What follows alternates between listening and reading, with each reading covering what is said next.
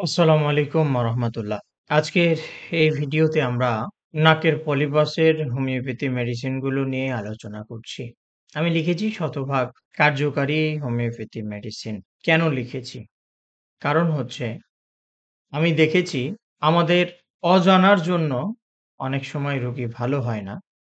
কিন্তু যারা সিনিয়র অভিজ্ঞ তাদের ঔষধে রোগী ভালো হয়। এইজন্য শতভাগ কার্যকারী লিখেছি। আমি এই আলোচনা শুরু করতে যাওয়ার আগে যেহেতু আলোচনাটা হোমিওপ্যাথি ছাত্র, ডাক্তার বন্ধুদের জন্য বা সাধারণ মানুষরাও আ এই আলোচনা শুনে বুঝতে পারবেন হোমিওপ্যাথি সম্পর্কে মানে আমার ভিডিওগুলো হলো মেসেজ। তাই আমাদের হোমিওপ্যাথিতে একটা চ্যাপ্টার আছে রেপার্টরি নাম। সেই রেপার্টরি থেকে আপনাদেরকে দেখাচ্ছি।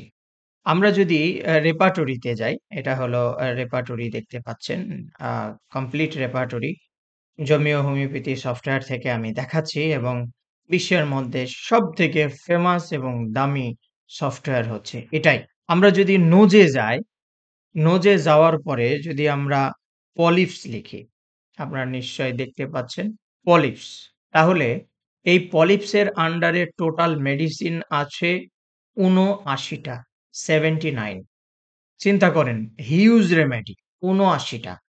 এই ৭৯ টা মেডিসিনের মধ্যে থেকে আমি হরহামেশায় যে মেডিসিনগুলো প্রতিনিয়ত ব্যবহার করি, হরহামেশায় প্রতিনিয়ত যে মেডিসিনগুলো ব্যবহার করি, সেটাই আমি আপনাদেরকে দেখাচ্ছি বা বলছি।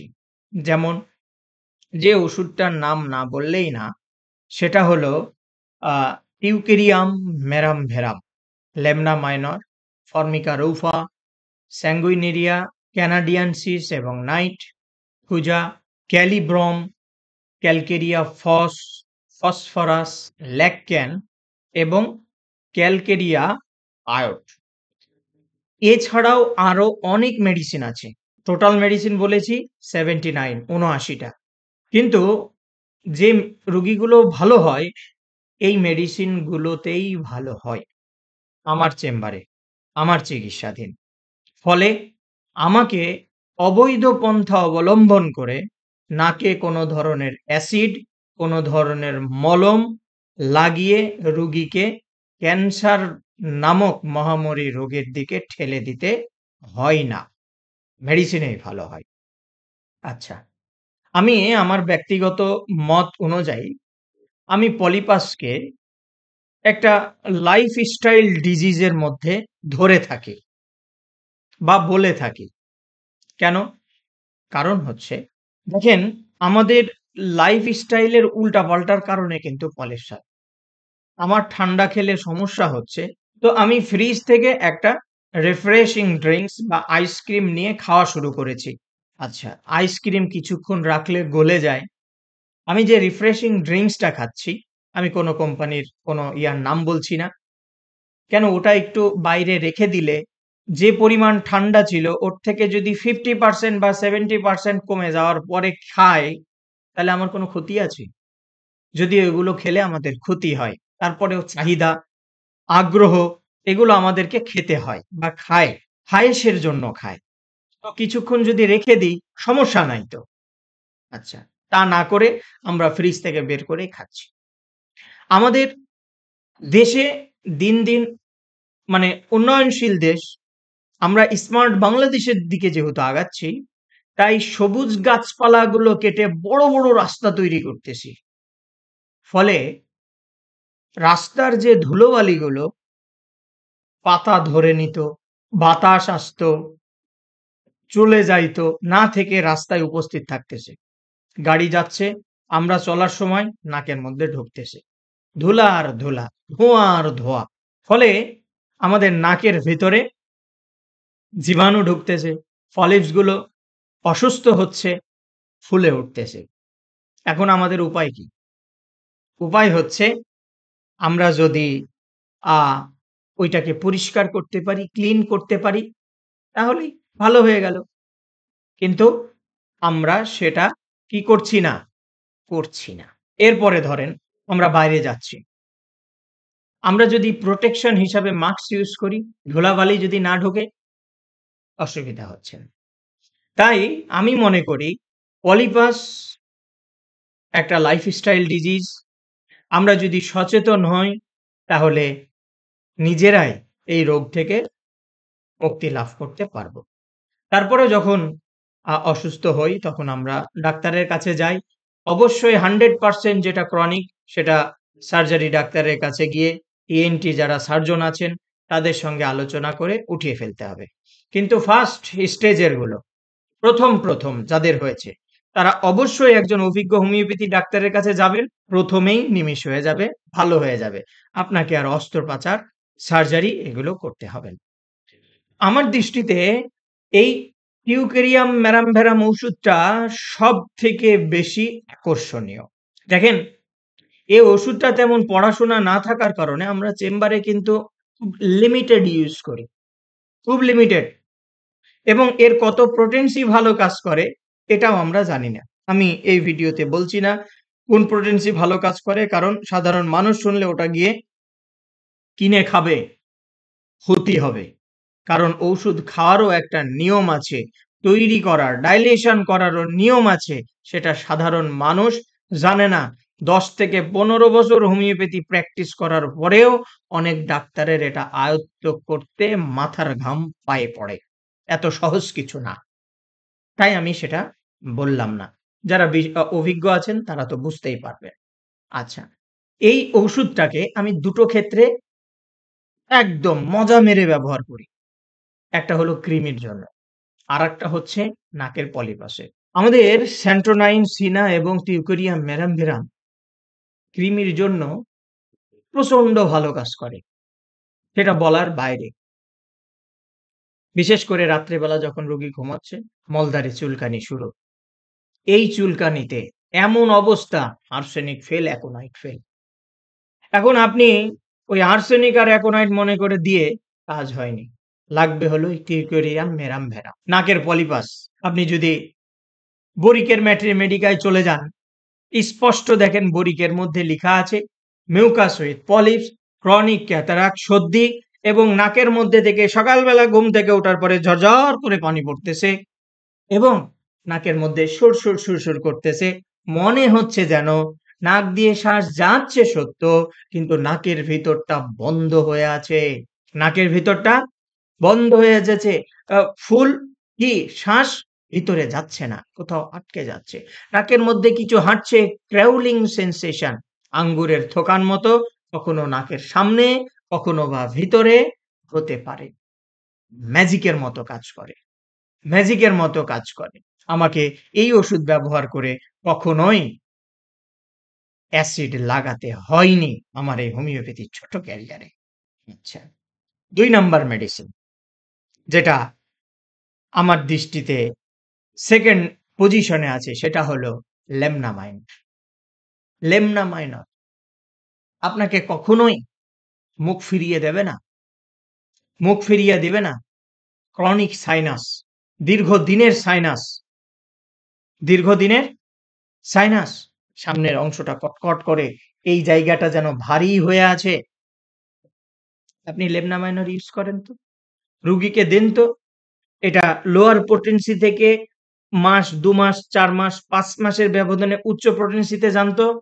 রোগী ভালো হয়ে যাবে, আপনার কাছে আর আসবে না। রোগী ভালো হয়ে যাবে, আপনার কাছে আর আসবে না।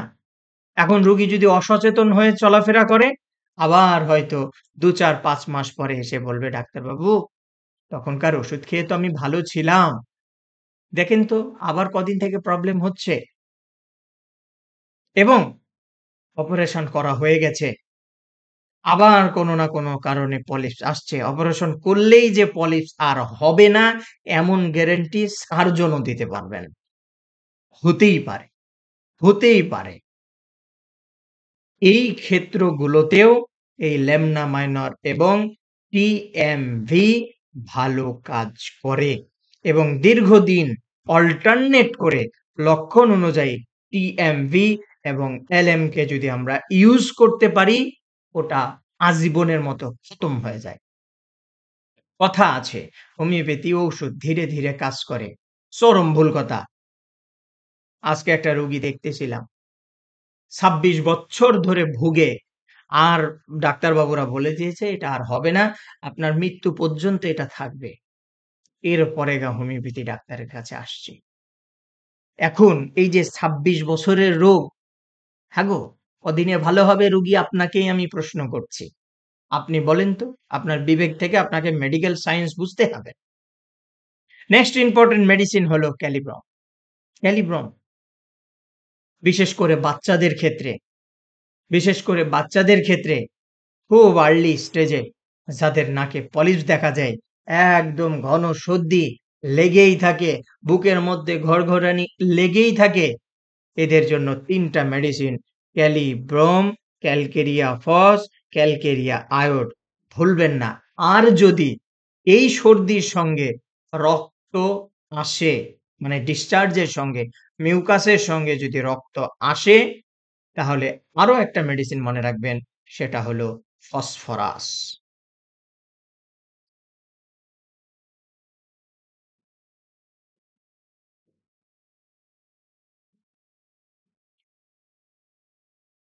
জিমের কথা যেহেতু বলছিলাম, আপনারা সিনা এক্ষেত্রে পড়াশোনা করে নেবেন। এই যে পলিপস এর কথা বলছি, শুধু কি নাকের পলিপস? না, না, টিউকারিয়াম মেরামভেরাম আপনার যদি আ ফ্যালিপাইন টিউবেও যদি ব্লক হয়, বিশেষ করে বাম দিকে, আপনাকে সাহায্য করবে। হুজা আছে, ল্যাকক্যান। ডাক্তারবাবু, কখনো আমার ডান নাক বন্ধ হচ্ছে, তো কখনো আমার বাঁ নাক বন্ধ হচ্ছে। যেই পারে শুচ্ছি, ওই পারেই বন্ধ হয়ে যাচ্ছে। টিউকারিয়াম মেরামভেরাম, সিঙ্গেল মেডিসিন। বন্দুকের গুলি মিস হয়ে যাবে তো ওটা মিস হবে না। ব্যবহার করিয়ে দেখিয়েন। ল্যাকক্যানায় নাম, কখনো ডান পারে বন্ধ হয়, কখনো বাম পারে বন্ধ হয়। কিছুদিন আগেও এই ল্যাকক্যান ব্যবহার করেছি। দারুণ রেজাল্ট পেয়েছি। দারুণ রেজাল্ট পেয়েছি। এবং যে কয়েকটা পয়েন্ট আমি এখানে আলোচনা করলাম, এটা কি নোটস পয়েন্ট আলোচনা করলাম। এর বিস্তারিত পড়তে হলে যে বইগুলোর নাম বলেছি, সেগুলো আপনাদেরকে পড়তে হবে, জানতে হবে। এছাড়াও আপনারা যদি সি.জে. ডাম্পেলের বই দেখেন, হেম্পেলের বই দেখেন, সেম কথা লিখেছে। stops of the both nodes in fluent করাই যা in open ear, স্পষ্ট লাইন লিখা আছে সি.জি. হেম্পেলের বইয়ে। আপনারা হেনরি নোয়েলের বই যদি দেখেন, সেম কথা লিখা আছে টিউকোরিয়াম মেরামভেরাম এবং লেমনা মাইনরকে নিয়ে। আপনারা যদি ডুগলাসের বই দেখেন, ডুগলাসও সেম কথাই লিখেছে। মনে হচ্ছে ডান দিকটা বন্ধ বা বাম দিকটা বন্ধ। সে অনুভব করছে আংশিক কিছু শ্বাস ভিতরে যাচ্ছে এবং সেই যাওয়াতে ভিতরে একটা সুরসুরি ভাব তৈরি হচ্ছে। সেখান থেকে তার হাঁচি, সর্দি পড়তেই আছে। কিন্তু ওই যে কিছুটা আংশিক যে বন্ধ, সেটা দূর করতে পারছে না। তোমরা টিউকারিয়াম মেরামভেরামটা ইউজ করো। এই কয়েকটা ওষুধ আমি প্রতিনিয়ত ব্যবহার করে দারুণ রেজাল্ট পাই। আপনারাও ব্যবহার করে দেখতে পারেন। রেজাল্ট পাবেন ইনশাআল্লাহ। তবে এগুলো আমার ব্যক্তিগত চেম্বারের কথা আপনাদের সঙ্গে শেয়ার করলাম। এর বাইরেও যে ওষুধগুলো আছে তাতে যে কাজ করবে না এমনটা না। কেউ ক্যালকেরিয়া দিয়েও ভালো করছে। হোমিও কথা হলো সিম্পটমস। হোমিওর কথা হলো অবজারভেশন। তাই অনলাইনে চিকিৎসার দরকার নেই। যারা চিকিৎসা নিতে চান নেবেন, তারা সরাসরি চেম্বারে এসে চিকিৎসা নিয়ে যাবেন। সেটা আমার কাছে হোক বা যেকোনো ডাক্তারের কাছে হোক। তাড়াহুড়া করবেন না। আর যে ডাক্তারবাবু তাড়াহুড়া করবে, ওর কাছে চিকিৎসা নিতে যাওয়ার দরকার নেই। আপনি যদি আপনার মনের কথা খুলে নাই বলতে পারেন, তাহলে তো দরকার নেই। এখন অনেকজন প্রচুর সময় দিল, বাট আপনাকে বুঝতে পারল না। তাহলেও সেখানে যাওয়ার দরকার নেই। আপনার বুদ্ধিমত্তা আছে, আপনি আপনার মতো করে চিন্তা ভাবনা করে এনালাইসিস করে খুঁজে এরপরে চিকিৎসা নিতে যাবেন। আর ডাক্তারদেরকেও বলবো, ভালো করে বুঝে শুনে চিকিৎসা করবেন। যেন আমাদের কাছ থেকে কোনো রোগী মুখ ফিরিয়ে না যায়। আশা করি আপনারা এই বইটা এই মেডিসিনগুলো পড়বেন বিশেষ করে এবং রেপার্টরি থেকে যে ৭৯ টা মেডিসিন দেখিয়েছি, সবগুলো মেডিসিনের নোজটা এবং জেনারেল অংশটা পড়ে নেবেন। আশা করি আপনাদের কাউকে আর অবৈধ উপায়ে নাকে অ্যাসিড এবং নাকে মলম লাগিয়ে রোগীকে ক্ষতির মুখে আর ফেলতে হবে না। যারা করেছেন তারা আল্লাহর হস্তে শুধরে যান, শুধরে গিয়ে কনস্টিটিউশনাল ওয়েতে ট্রিটমেন্ট শুরু করেন। আশা করি আপনারা উপকৃত হলেন। আল্লাহ হাফেজ।